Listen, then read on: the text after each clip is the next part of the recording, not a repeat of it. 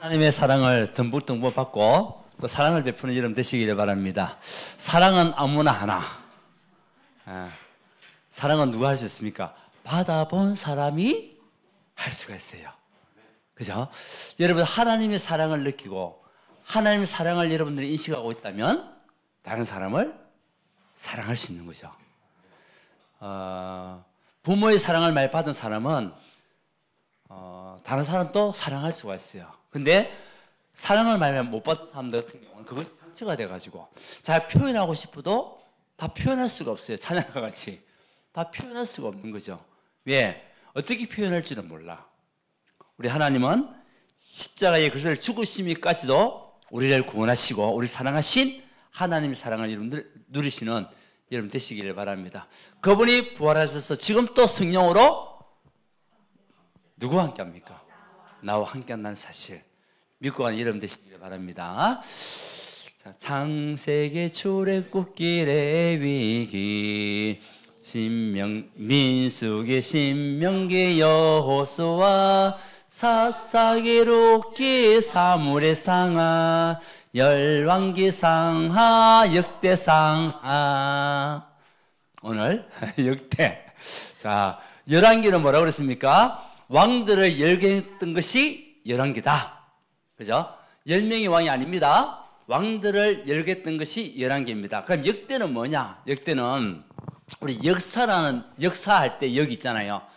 그리고 대할 때 대. 그러니까 몇 대 할 때 대. 그래서 역사적인 대를 내려왔던 것을 알리는 것, 말하는 것, 그것이 역대라는 거죠.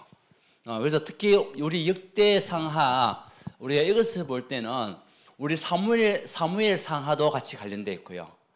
열왕기 상하도 관련되어 있어요. 그 내용들이 반복되는 내용들이 많이 나와요. 그래서 우리가 역대기를 볼 때는 사무엘 상하, 열왕기 상하를 같이 여러분 인식하면서 볼 때에 아주 많은 도움이 됩니다. 왜 그러냐면 역사적인 사실 속에서 다윗의 그 활동과 다윗의 통치가 다시 나오거든요. 이제 이런 것들이 나오기 때문에 우리가 그것을 보고, 자, 오늘은 우리 역대상, 그 중에서 우리 대상 29장 10절에서 14절. 이제 다윗이 하나님의 부름을 받기 직전에 했던 감사와 하나님 앞에 드리는 찬양의 기도입니다. 그리고 바로 다윗이요 하나님 앞에 부름을 받아 하늘로 올라가는 내용들이 그 다음에 나오죠. 자, 역대상은 몇 장까지 있을까요? 예, 제가 금방 다 보셨습니다. 예, 다윗의 행적이 마지막이기 때문에 29장까지 있습니다. 우리 역대상에서 내용을 본다면 시기는 포로에서 이제 귀환한 거죠. 우리 지난번에 열왕기 하를 통해 가지고 400년 동안 이스라엘 백성들이 포로 생활을 하다가, 그러니까 포로 생활을 하다가 귀환했잖아요. 귀환해 가지고 이제 이스라엘 다시 돌아왔습니다. 그 돌아오고 난 이후에 포로 귀환 이후에 기록됐던 것이 역대기라는 거죠. 그 속에서 이제 지금의 현실과 또 앞에 다윗의 통치에 대한 역사들이 나오고 있는 거죠. 어떤 역사서. 자, 그러는 가운데 이게서 핵심적인 메시지가 중요한 거죠. 우리 역대기를 통해서 하나님은 어떤 말씀을 우리에게 주시기 원하시냐? 다른 것이 아닙니다. 첫 번째는 하나님과의 언약 관계를 확실히 해라. 예, 하나님과의 무엇을? 언약 관계. 하나님이 우리를 통한 하나님의 언약 관계, 이것이 굉장히 중요하다는 거예요. 하나님의 언약 관계를 붙잡을 때 그것이 우리에게 정말 미래의 소망이 된다는 거죠. 하나님의 언약은 변치 않는 언약입니다. 불변하는 언약입니다. 그 언약을 붙잡을 때 응답받고 붙잡을 때 하나님의 축복이 우리에게 임한다. 다시 말하면 그 언약을 놓치게 되면은 문제를 만날 수밖에 없고 포로될 수밖에 없다. 그 이야기를 하고 있는 겁니다. 두 번째는 뭐냐? 두 번째는 예배와 공동체의 중요성. 두 번째는요, 예배. 그래서 이제 제사장의 업무들, 레위인의 그런 직무들만 놓는단 말이에요. 그래서 예배가 얼마나 중요하냐? 그리고 우리 공동체가 모여서 드리는 이 예배가 최고의 축복이라는 거예요. 그래서 여러분들이 같이 한 교회에 예배 드리잖아요. 이것이 복이고 축복이라는 거예요. 그 지금 시대에 보면은 지금 많은 교회들이 모이기를 피하고 신앙생활 하려고 하는 사람들이 너무 많아요. 어떤 경우는 교회에 대수서 멀리 가려고 하는 사람도 있어요. 보통 보면 옛날에는 가까이 교회 가려고 하잖아요. 집을 이사 가더라도 교회 근처로 가려고 하잖아요. 요즘 사람들이 너무나 필리주의에 빠져가지고 이제는 수요에 멀리 가 있어야 새벽 예배도 안 드리고 되니까 이제 이런 생각들을 가지고 있는 거야. 수요 예배, 금요 교도에 빠져도 되니까. 근데 우리 권사님들은 또 멀리서도 오잖아요. 그죠? 이 공동체, 이 사고가 무너지는 거죠. 그래서 말씀하고 있잖아요. 모이기를 피하는 어떤 사람과 되지 말고, 그죠? 모이기를 힘쓰는 자가 되라. 우리가 예배를 드리면서 모이기를 힘쓰는 자가 되는 여러분 되시길 바랍니다. 그래서 예배와 공동체가 얼마나 큰 축복이냐, 그것을 얘기하고 있는 거예요. 그래서 하나님 앞에 드려지는 신실한 예배, 이것이 우리가 드릴 최고의 축복된 예배고, 성전 중심, 공동체 중심으로 인생을 살아라. 이스라엘 백성이 그 언약을 붙잡고 가라. 성전 중심, 공동체 중심. 그것이 역대기의 핵심입니다. 세 번째는 뭐냐? 그리고 이제 하나님께서 우리에게 회복과 희망, 이것을 놓치지 마라. 무너졌던 그 성전을 건축하게 될 것이고, 잃어버린 희망을 갖게 되는 축복을 보게 될 것이다. 다시 말하면 하나님의 주권과 하나님의 신실함이 반드시 임하는 그 증거를 붙잡아라. 이것이요 역대기의 핵심입니다. 오늘 우리가 역대기를 보면서 어떤 상황 속에서도 하나님의 신실하심을 알고 회복하는 여러분 되시길 바랍니다. 하나님은 절대 주권을 가지시고 여러분을 움직이고 계시고, 이스라엘을 움직이셨던 그 하나님이 지금도 여러분을 움직이고 우리 교회를 움직이고 계십니다. 우리가 그 언약을 놓치면 안 됩니다. 어떤 역경 속에서도 하나님의 계획과 언약이 변함없이 이루어지고 있음을 하나님은 보여주고 있거든요. 하나님은 신실하신 하나님이시고 공의를 행하시는 하나님, 이를 믿습니까? 예, 공의를 행하시는 하나님입니다. 자, 그렇다면 이 역대기를 우리 크게 세 개로 볼 수가 있습니다. 첫 번째는 족보입니다. 족보에 대한 얘기가 막 나와요. 여러분 역대기 지금 읽으셨어요? 역대기 지나가신 분 한번 손 들어보세요. 예. 거기서 보니까 여러분 뭐 누가 누구를 낳고 누가 누구를 낳고 막 엄청나게 많죠. 이 족보 이야기가 몇 장까지 나오냐? 1장부터 9장까지 나와요. 모르고 읽으셨죠? 1장부터 9장까지 족보에 대한 얘기가 막 나오는 거예요. 족보에 대한 이야기. 그런데 1장은요 어떤 장이냐? 인류의 시작을 알리는 장이에요. 예. 아담으로부터 시작해서 아브람, 그리고 그 이후에 누굽니까? 저 노아라든지 야벳이라든지 쭉쭉 해가지고 아브람까지 나오고, 그 다음에 에돔, 사손 뭐 이런 게만 나오거든요. 그래서 인류의 시작이 어디 있으냐? 아담으로부터 시작이다. 거기에 대한 내용이 딱 나오는 거예요. 그래서 역사서라는 역사서. 그리고 2장에서는 유다의 지파에 대한 이제 계보. 이거는 뭐냐? 유다 지파의 기원을 얘기하는 거죠. 그래서 인류 시작을 통해 가지고 이제 이스라엘의 시작을 알리고, 그다음 유다 지파 이렇게 나오고요. 3장에서는 뭐냐? 다윗 왕의 시작, 다윗 왕의 계보. 예, 그래서 누가 누구를 넣고 막 나오잖아요. 다윗 왕의 그 계보, 유다 계보고, 이거는 다윗 왕의 계보. 뭐 이런 식으로 해서 지금 쭉쭉 나옵니다. 1장에서 9장까지는 계보라는 계보. 4장에 보면은 유다 지파와 시몬 여러 가지만 또 지파가 나와요. 유다 지파, 시몬 지파. 이게서 우리가 여러분들 알고 있는 누가 나오냐? 야베스라는 인물 나와요. 야베스. 야베스 들어봤습니까? 야베스의 기도 찾아볼까요? 4장 찾아봅시다. 역대상 우리 4장. 야베스가 어떤 기도를 했을까요? 자, 9절, 10절 같이 한번 읽어봅시다. 시작. 야베스는 그의 형제보다 귀중한 자라. 그의 어머니가 이름하여 이르되 야베스라 하였으니 이는 내가 수구레에 낳았다 함이었더라. 야베스가 이스라엘 하나님께 아뢰어 이르되 주께서 내게 복을 주시려거든 나의 지역을 넓히시고 주의 손으로 나를 도우사 나로 환난을 벗으나 내게 근심이 없게 하옵소서 하였더니 하나님이 그가 구하는 것을 허락하셨더라. 아멘. 신실한 믿음의 사람이었어요. 하나님의 능력을 구하는 사람이고 하나님 앞에 기도하면 응답받을 것을 믿고 구하는 사람이 누구냐? 야베스라는 거죠. 누구 지파에서? 유다 지파에서 나온 거예요. 유다 지파에서. 그래서 하나님께 간구하는 기도는 반드시 응답받을 수밖에 없습니다. 여러분, 진짜 하나님 앞에 간구하는 여러분의 기도는 반드시 하나님은 응답하신다. 믿음을 가지고 구하는 것은 반드시 하나님은 성취시키신다. 자, 5장에 보게 되면 이제 또 다른 지파가 나오죠. 뭐 로벤, 갓, 머나세, 뭐 반 이런 것들, 그리고 점령한 지역, 유다가 점령한 지역과 전쟁에서 승리한 것을 얘기하는데 여기의 핵심은 뭐냐? 5장에서 핵심은 우리가 하나님께 의지하면 반드시 승리한다. 우리가 하나님을 의지하면 반드시 승리한다.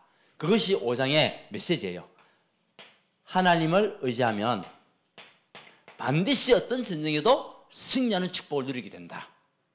전쟁을 해가지고 승천하는 지역들이 막 나오거든요. 이것이 5장의 메시지입니다. 그러니까 6장은 뭐냐? 6장에서는 레위 지파, 그다음 제사장 직무 이런 것도 나오거든요. 그러면서 성전이 나와요. 성전은 뭐 하는 것이냐? 예배와 찬양을 드리는 이 성전. 그래서 6장에서는 예배를 위한 레위인들의 역할, 그 예배를 지평하는 레위인들의 역할들. 그 레위인들이 보통 제사장이잖아요. 그 제사장의 역할을, 이것이 너무 중요하다는 거죠. 제가 여러분에게 주시는 이 언약의 메시지, 이 메시지가 너무 중요하다는 거죠. 그죠? 자, 그 다음에 7장은 뭐냐? 7장은 이제 여러 가지만은 이사가디라, 베냐민, 납달리, 에브리야, 아셀, 각 지파의 계보들, 각 지파의 또 계보들이 막 나오는 거예요.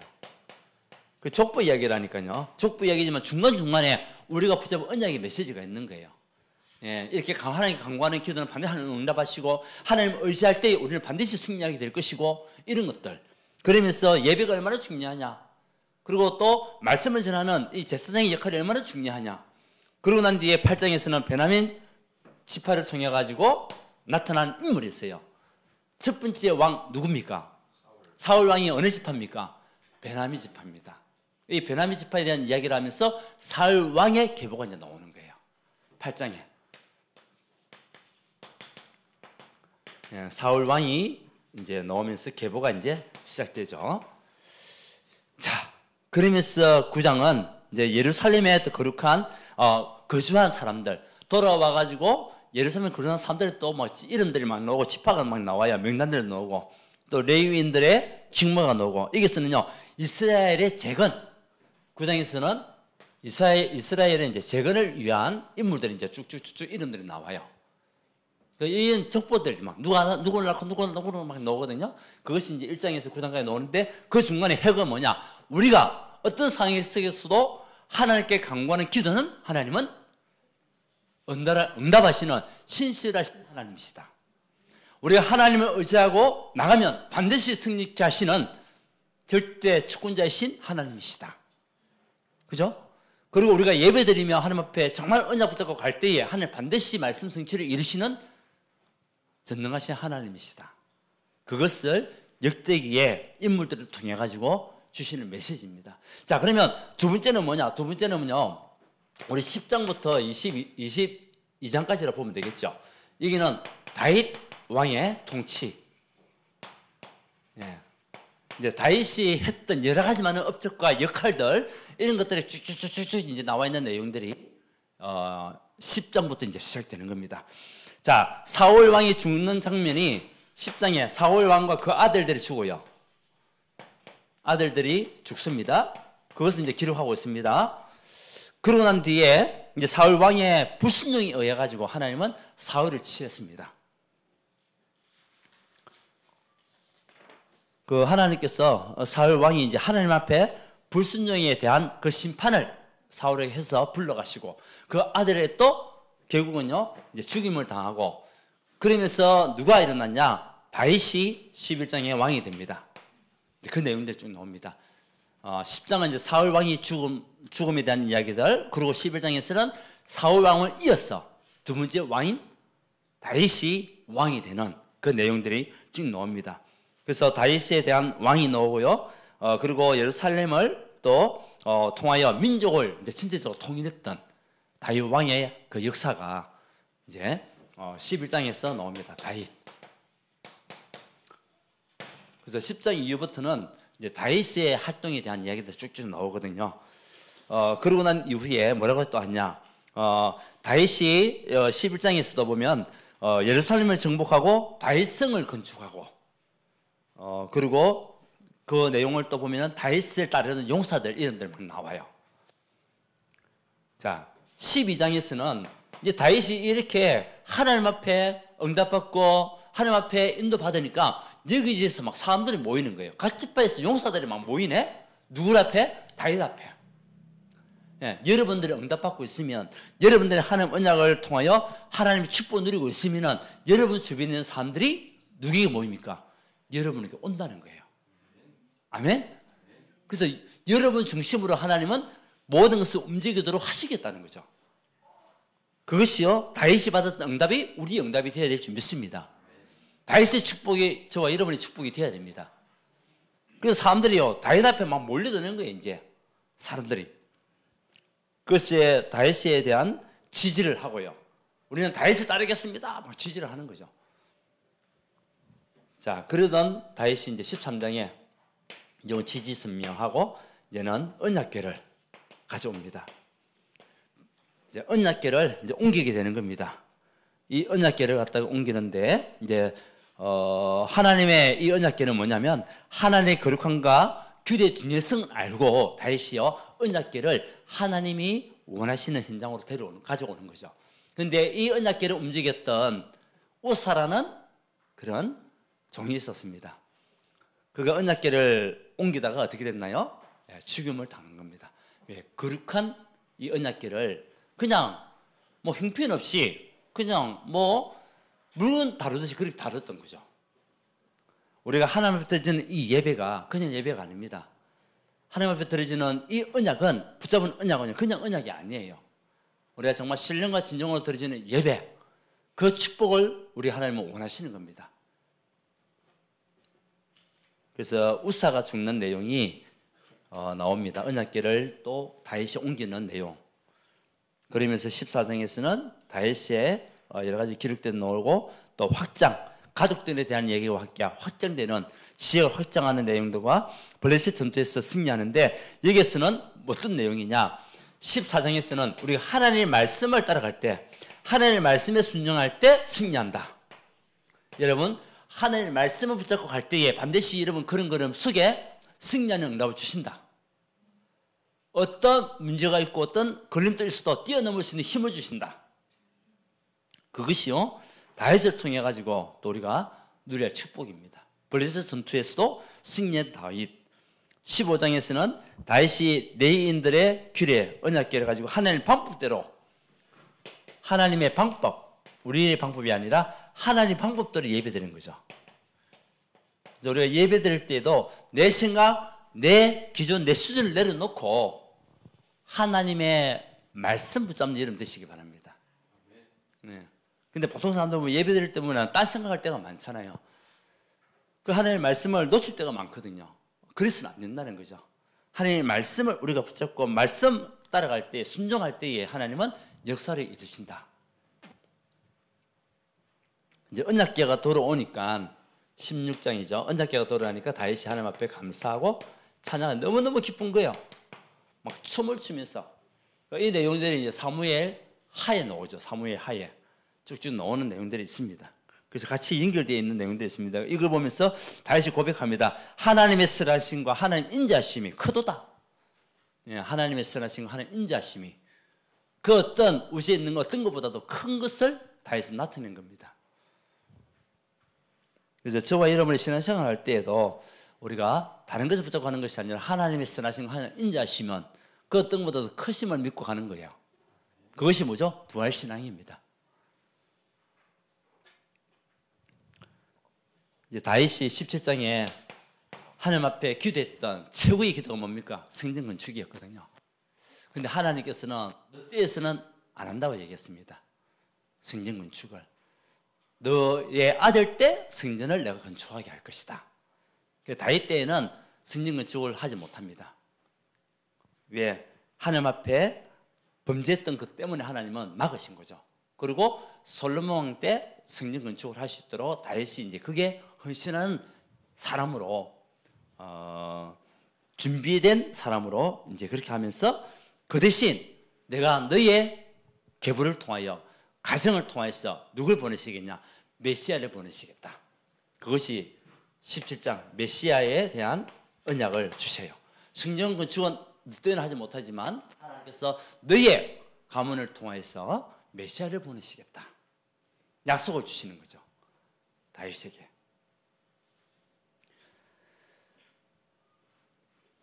자, 18절에는 이제 또 전쟁 이야기가 나오는데 주문국들과의 막 전쟁 속에서도 계속 다윗은 승승장구합니다.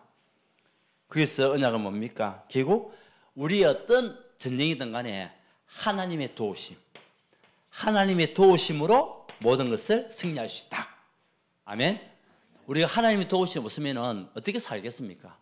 하나님 도우심 없으면 우리가 어떻게 지금 이 자리에 있겠습니까? 하나님 도우심이 없으면 어떻게 우리가 견디면서 이겨내겠습니까? 아닙니다. 우리가 이때까지 온 것도 누구의 도우심입니까? 하나님의 도우심입니다. 예. 에베네셀의 하나님이 저와 이름을 도우시고 이끌어 오셨다는 것을 우리가 믿고 가는 거예요. 다윗이 그 언약을 가지고 하나님의 도우심을 나타낸 거 있죠.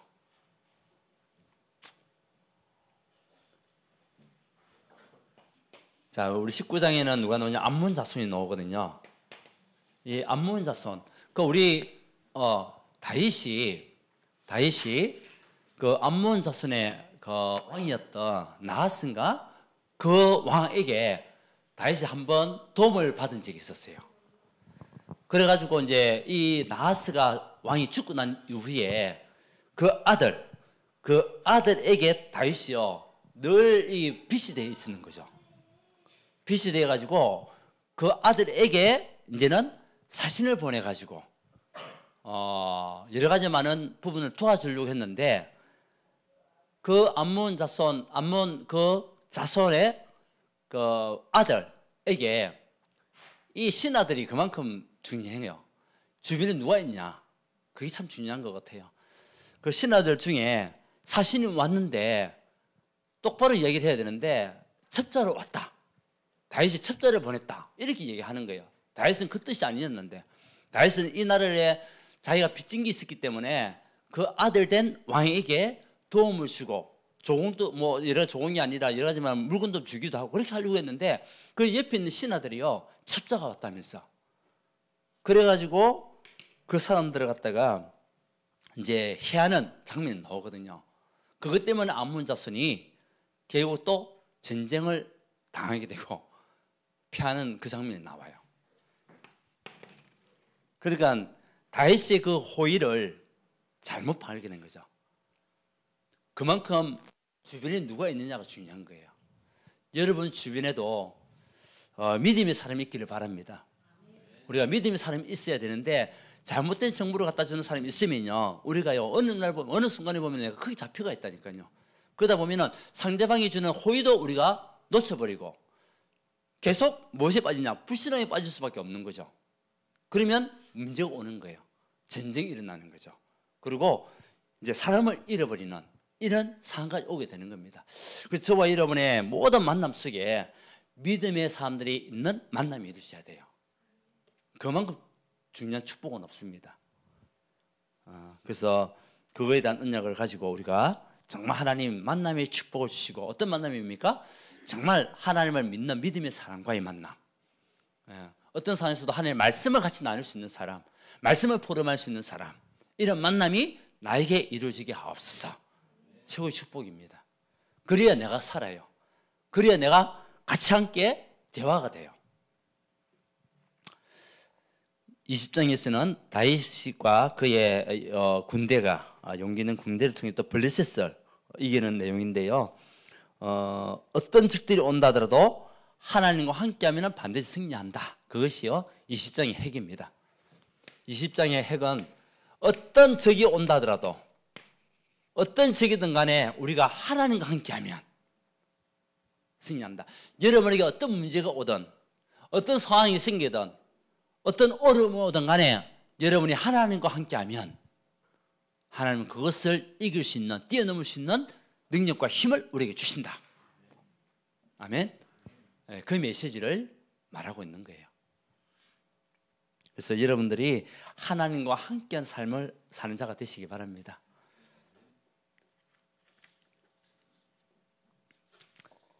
자, 그러는 가운데 21장에서는 이제 다윗이 인구 조사를 했습니다. 지난번에도 우리 사무엘, 11기 사무엘을 통해서도 인구 조사했던 내용이 나왔잖아요. 이것 때문에 하나님은 다윗을 어떻게 하셨나요? 벌을 내리셨죠. 그래서 하나님께서 세 가지 벌을 얘기했습니다. 여러분 아시는 분 있나요? 세 가지 벌 중에 뭐 할래? 그렇게 했어요. 하나님께서. 첫 번째 벌은 3년 동안 무엇이 기근이 일어나게 할 것이다. 그걸 원하겠냐? 또 두 번째는 뭐냐? 석 달 동안 적들에게 계속 침공을 당해서 피하는 그런 일들을 당하게 될 것이다. 그걸 선택하겠냐? 아니면 세 번째, 사흘 동안에, 하루 이틀 사흘 동안에 전염병을 일으켜가지고 내가 사람을 데려가겠다. 그걸 택하겠냐? 어떤 걸 택할 것이냐? 다윗이 무엇을 택했을까요? 전염병을 택했는데 그 전염병을 다윗의 그 제약을 통하여 인구조사 이거 한 것 때문에 이거 뭡니까? 교만이거든요. 하나님이 다윗 왕 중심으로 사람을 모은 게 아니거든요. 그죠? 다윗이 자기가 모은 게 아니잖아요. 하나님께서 사람을 보내신 것이지. 그러니까 몇 명이나 되냐 싶어가지고 용사들 몇 명이냐 하니까 뭐 100만 명 이상이 되는 거예요. 그 조사하다 보니까 하나님은 그것이 하나님 보시기에 합하지 않은 거죠. 결국 전염병을 통하여 7만 명이죠. 7만 명. 7만 명이. 우리가 잘못 선택하는 것 때문에 어려움을 당하는 우리 개인과 또 우리 주변이 생길 수가 있다는 거죠. 그래서 우리는 날마다 저와 여러분들이 성령 인도 따라가는 한 사람이 되어야 될 줄 믿습니다. 우리가 교만한 것을 교만한 것을 버려야 되고 낮아져야 됩니다. 그죠? 우리가 좀 더 잘 된다, 내가 잘한다, 그것 때문에 우리가 교만해지면 그것 때문에 무너진다니까요. 그것 때문에 나뿐만 아니라 내 주변이 힘들어져요. 하나님이 가장 싫어하는 것은 뭡니까? 높아지는 거, 교만하는 사람들 제일 싫어하거든요. 우리 신앙생활도 마찬가지입니다. 어떤 사람은 주변에 보니까 어떤 사람은요, 우리 교회는 그런 분 안 계시는데 어떤 교회는 보면은 집사일 때는 그냥 되다가 장로가 딱 되니까 사람이 다 바뀌어버려요. 장로가 되니까 막 자기 말하고 막 목사님 힘들게 하고 그런 경우가 있더라고요, 교회에. 근데 어느 날 보니까 무너지더라고요. 왜? 하나님은 교만한 자를 그냥 두지 않으시거든요. 그 다윗이 이거 하나 한 것 때문에 결국은 어떻게 됐냐? 7만 명이 죽었어요. 7만 명이.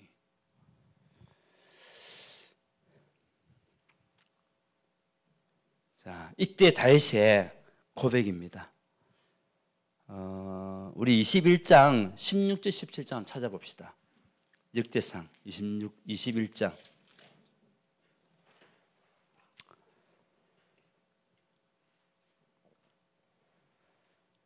자, 같이 한번 읽어볼까요? 시작. 다윗이 눈을 들어 보매 여호와의 천사가 천지 사이에 섰고 칼을 빼어 손에 들고 예루살렘 하늘을 향하여 편지라. 다윗이 장로들과 더불어 굵은 배를 입고 얼굴을 향해 땅에 대고 엎드려 하나님께 아뢰되 명령하여 백성을 계수하게 한 자가 내가 아니니까 범죄하고 악을 행한 자는 곧 나이나이다. 이 양떼는 무엇을 행하였나이까? 청하건대 나의 하나님 여호와여, 주의 손으로 나와 내 아버지의 집을 치시고 주의 백성에게 재앙을 내리지 마옵소서 하니라. 다윗이 자기가 저지른 범죄를 하나님 앞에 시인하는 거죠. 자기 때문에 백성들이 입을 피해를 가슴 아파 눈물 흘리며 기도하는 겁니다. 어떻게 보면 이것이 진정한 지도자가 아니겠습니까?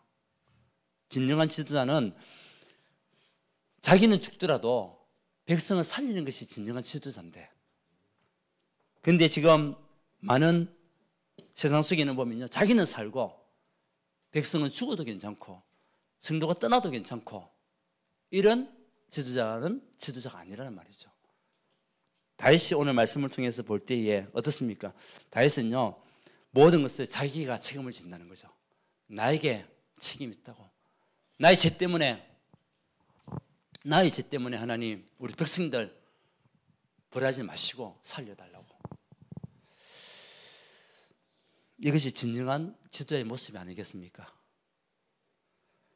자, 23장 레위의 역할 나오고요. 24장 아론 자손이 또 하나님 앞에 제사장의 그런 직분을 통하여 질서와 체계, 이제 22장 여기서부터는 23장부터는 이제 성전에 대한 내용들, 29장까지 성전에 대한 내용들이 쭉 나옵니다. 이제 성전 준비를, 건축 준비를 하고 막 이런 것들이 나오거든요. 그래서 성전 건축을 준비하고 22장에, 23장에는 레위 사람들의 그 역할에 대한 이야기들 나오고요. 그 다음에 24장에서는 또 제사장의 직분에 대한 이야기가 나오고, 25장에서는 찬송 맡은 자, 그 이제 성전 안에서 찬송 맡은 자들 있잖아요. 찬양하는, 우리 찬양대가 중요한 거예요. 찬양하는 자들이 하나님 앞에 찬양할 수 있는 그런 찬양대원들, 그리고 또 성전 문지기, 그러니까 역할도 굉장히 중요하다는 거죠. 그러니까 쓸모없는 사람이 아무도 없다는 거예요. 성전 건축 안에 있는 성전을 통해서 일을 하는 데 있어서 우리 교회 안에서도 여러분 한 사람 한 사람이 전부 다 소중한 사람이라는 거예요. 맞습니까? 역할들이 다 있기 때문에 다 소중한 사람이라 그 이야기를 하고 있는 겁니다. 곡간을 맡은 사람들, 성전의 곡간까지 맡은 사람들 너무 귀하다는 거죠. 이 사람들의 역할들, 관원들, 이런 사람들, 모든 가문에, 그 다음에 이제 군대 우두머리들을 불러가지고 또 이제 준비하는 이런 것들. 그리고 28장에서는 다윗이 성전을 건축을 이제 완전히 지시하는 그 상태에서 29장에서는 이제 마지막으로 아까 우리가 읽었던 것이 모든 것이 다 주께 있다. 하나님의 절대 주권을 인정했던 다윗. 그래서 저와 여러분의 모든 삶의 주권은 누구에게 있냐? 하나님 앞에 있는 겁니다. 여러분 있는 경제도 누구 것이냐? 하나님 것입니다. 우리의 건강도 하나님 것입니다. 우리 생명도 하나님 것입니다. 내 것은 아무것도 없습니다. 여러분 것은 아무것도 없습니다. 그것을 인정하는 순간, 그것을 우리가 고백하는 순간 하나님이 우리를 책임진다는 겁니다. 그만큼 축복은 없습니다. 자, 그러면서 마지막에 29장 이후에 다윗이요, 이제는 하나님 앞에 부름을 받아가는 그 내용이 마지막 29장 한번 봅시다. 29장 26절부터 이제 다윗의 행적에 대한 마지막 내용들이 나옵니다. 다윗이 이런 삶을 살았다. 같이 한번 읽고 마칩시다. 자, 시작. 이새의 아들 다윗이 온 이스라엘 왕이 되어 이스라엘을 다스리는 기간은 40년이라. 헤브론에서 7년간 다스렸고 예루살렘에서 33년을 다스렸더라. 그가 나이 많아 늙도록 부하고 존귀를 누리다가 죽음에 그의 아들 솔로몬이 대신하여 왕이 되니라. 다윗 왕녀의 행적은 처음부터 끝까지 선지자 사무엘의 글과 선지자 나단의 글과 선지자 갓세의 글에 다 기록되고 또 그의 왕된 일과 그의 권세와 그와 이스라엘과 온 세상 모든 나라의 지난날의 역사가 다 기록되어 있느니라. 아멘. 다윗이 40년 동안 왕이 되어 하나님의 인도받는 다윗의 모습을 통해서 오늘도 말씀하셨듯이 저와 여러분들이 정말 하나님과의 언약한 길을 분명히 붙잡아라. 그죠? 우리가 부활 신앙 속에서 부활의 의미가 나와 무슨 상관계가 있냐? 하나님의 언약이 나와 무슨 관계가 있냐? 굉장히 중요하겠죠. 그리고 우리의 예배, 그리고 공동체 예배 너무 중요하다. 그래서 우리가 수요 예배 드리고 금요기도에 드리고 이때 같이 모여가 예배 드리는 것은요, 축복이 최고 축복하는 가장 기쁜 일이라는 거죠. 그 다음에 뭐냐? 우리의 하나님 주권과 하나님 신실함을 믿고 나가라. 하나님 절대 주권을 의지하며 나가라. 이것이 역대기 상을 통해서 우리에게 주신 메시지입니다. 여러분 승리한 여러분 되시기를 바랍니다. 예, 하나님께 감사드립니다. 우리 역대상을 통해서 하나님과의 언약적인 관계 다시 한 번 더 점검하게 하시고 예배와 공동체 중심의 예배가 얼마나 중요한지, 얼마나 큰 축복인지 깨닫는 은혜를 허락하여 주셨어. 하나님의 신실하심과 하나님 절대 주권을 우리가 인정하며 가는 곳곳마다 부활신앙으로 승리하는 그림이 될 수 있도록 축복하여 주시옵소서. 사람을 살리는 그림이 되게 역사하여 주시옵소서. 하나님을 의지할 때 승리하는 삶이 될 수 있도록 축복하여 주시옵소서.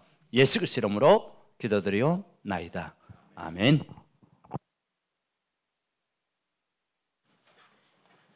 찬송가 520